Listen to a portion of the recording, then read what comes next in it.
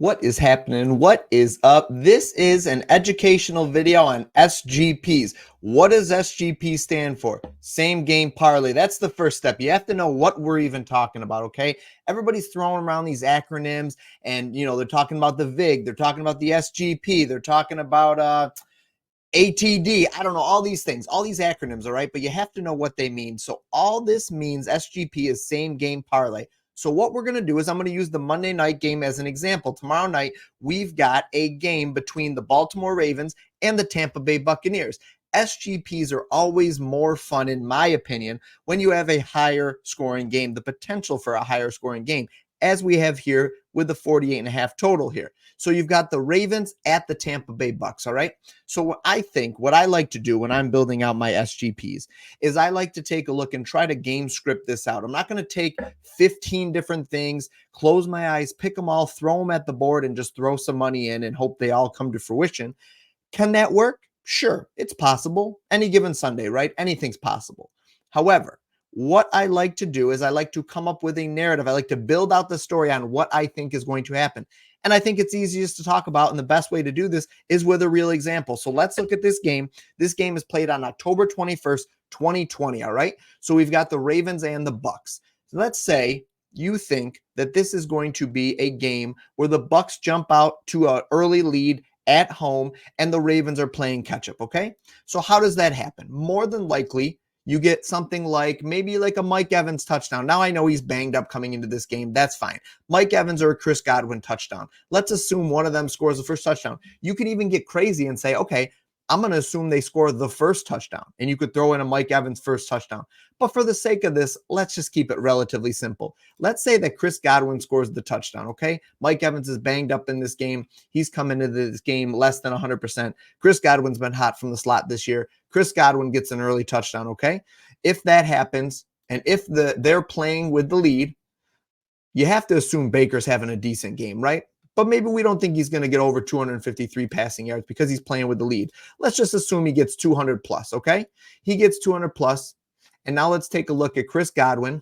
I want to build out things that fit this game script that I'm creating. So Chris Godwin, 74.5, that's probably fine. But, for the sake of this, again, let's take a look. Let's 60 plus it. Okay, so maybe Chris Godwin even catches like a 25-yard touchdown pass, all right? You've game scripted this out. Tampa Bay gets the lead. If they get the lead, let's assume they're potentially running the ball a little bit. Now, bad example here because we don't have any running back props for Tampa Bay yet. So let's just assume, though, that Bucky Irving was going to be the guy in this game. Bucky Irving, you might want to take his over rushing yardage or rushing attempt prop, because if they get ahead and if they get the lead, he's probably going to be running the ball more so maybe in the second half. So that's an area you could look for this SGP. Now let's look at the flip side of the ball. Always scary. I'm not saying this is what I would do for this game, but for the example that I'm giving you here, let's assume that Derrick Henry goes under his rushing yardage prop because they're playing from behind. That doesn't let Derrick Henry get in there and rack up those rushing yards. But a guy like Justice Hill is on the field more because of the game script narrative. So we're going to take his over receiving prop. A lot of dump offs from Lamar. If Lamar's playing from behind, you might want to take a look at Lamar Jackson's rushing prop potentially.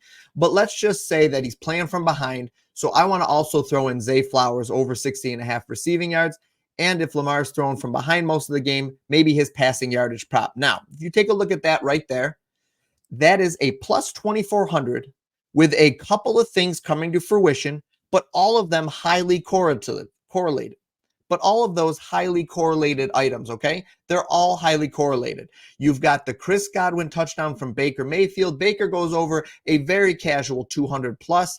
Derrick Henry under 84.5 rushing yards, because in this scenario, the Ravens are playing catch up. So Derrick Henry, maybe he gets 40 or 50, but now they find themselves down 10 points, maybe 13, 14 points late, and they're playing catch-up, which leads to Justice Hill being on the field more, Zay Flowers getting more targets, and Lamar Jackson throwing more than he normally would and exceeding his line. This is obviously highly correlated with these two things. This is correlated as well to the overall game script, and all these things are correlated nice. That is how you build out an SGP that makes sense, okay? You don't have to take this guy 25 plus, this guy 40 plus, this guy 50 plus, everything over, no rhyme or reason or anything. I know nobody likes to play the unders, but that is not, in my opinion, the most optimal way to build an SGP. This is a tried and true method that I've had success with, and this is how I would do it. Now, for the sake of putting out good content for this game on October 21st, let's take a look at the team that's projected to win this game. And let's say, okay, if the Ravens are going to win this game, well, how do they get there? I think Derrick Henry gets a touchdown, but you know what? I might even look at Derrick Henry 2+ touchdowns. Now, these odds aren't great. A plus 280 is kind of gross for a 2+ touchdown game. I'll be honest with you and say that. However, maybe there is a potential for something else in here. Maybe instead of playing that prop, you take the Derrick Henry first half touchdown at a plus 140. Much nicer odds there, okay? So let's assume in this scenario now, the flip side of that other scenario I gave you, the Ravens jump out to an early lead. The Ravens have the lead in this game, and they're playing from ahead. So you've got that right there. I like that a lot. Now, we're going to start with the passing yardage. Baker's going to be throwing a ton. He's probably going to go over 300 in this game playing from behind.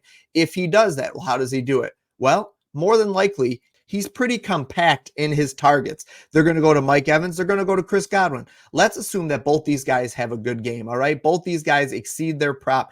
I don't have a problem if you want to bump it down. If you want to go back and take Mike Evans and do 50+, that's no problem. But for the sake of building out an SGP, here you go. Highly correlated right here. Derrick Henry scores early. Baker Mayfield's playing from behind, throwing to Chris Godwin and Mike Evans because we know those are his two primary targets in this offense. And let's assume then that Derrick Henry goes over his rushing yardage prop. You could even look at Derrick Henry 100+ in this scenario. You'll probably get it at a plus 160 or plus 1600 there if you throw that in. But this right here, 5 outcomes, highly correlated build, plus 1300, basically a plus 1400 here. And you've got 5 things that have to happen, and 2 of them are connected. Derrick Henry is on here twice. So he has to break a long run or break like a 10 or 15 yard run and just be effective the rest of the game, score a touchdown. And then the rest of this is just goes hand in hand. If Baker's hitting his prop, more than likely Chris Godwin and Mike Evans are as well. This is how you should be building SGPs, not just clicking randomly. Don't just outline everything. I like the outlines too. I don't think that's a terrible strategy, but you have to be smart with what you're doing with it and not just clicking everybody on the field and everybody on the screen here. This is how you build out an SGP. Guys, I hope you found this evergreen content helpful. It's going to be in a different section on my page. This is content that you could watch anytime. If you need a refresher on how to build an effective SGP, this strategy can translate to a lot of other sports. I'll be doing more videos about these, just educational videos trying to help you guys do what we always talk about, do what we always preach, fill your pockets and bet smart and win more.